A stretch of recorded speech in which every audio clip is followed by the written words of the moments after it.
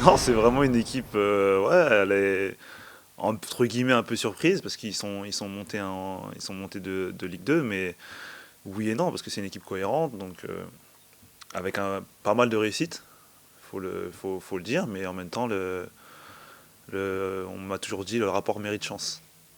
Donc en général, quand ils ont de la chance, c'est quand on a de la chance, on a du mérite. Donc ça va pas être facile à manœuvrer.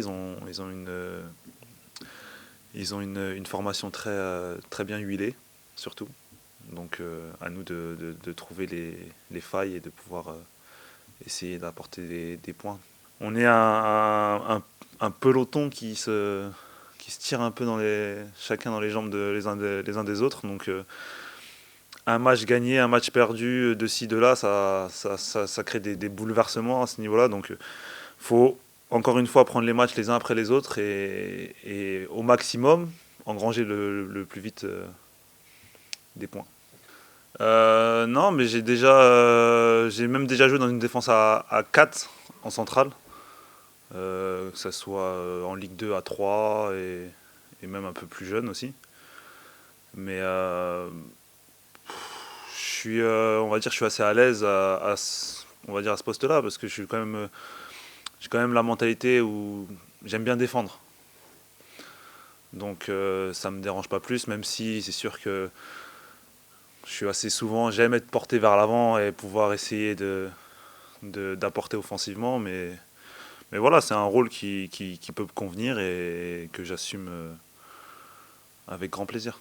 Moi, quand je regarde les matchs, je devrais peut-être pas, mais je me régale, quoi. Parce que c'est une équipe qui est très dynamique, c'est une équipe qui prend beaucoup de risques, qui est d'abord bien organisée, mais qui prend beaucoup de risques. J'ai surpris un joueur ce matin, alors que l'équipe adverse a le ballon, il avait déjà anticipé la perte de balle. Et je me dis, mais il est fou, lui, en fait. Et en fait, le ballon a été attrapé et ils sont partis en contre. Je me dis, bah, c'est trop fort, ça. C'est un truc. Quand tu joues à ce niveau-là, enfin à ce niveau-là, avec cet état d'esprit-là, c'est que tu es vraiment en confiance, quoi. Et donc, c'est une équipe qui est. J'avais déjà dit au match aller, hein, et je pense pas, mais je pense pas que je m'étais trompé à ce moment-là, même si nous on les avait battus. Enfin, ils sortaient d'une défaite à Lyon, je crois. Et on les avait joués derrière. Bon, on les avait joués. Vous n'avez pas vu grand-chose, hein, malheureusement. Mais bon, même moi, j'ai pas vu grand-chose. Hein. Je vais être honnête avec vous. Hein, j'ai pas tout vu. Hein. Donc, ouais, j'ai entendu un poteau une fois, un truc comme ça, tu vois.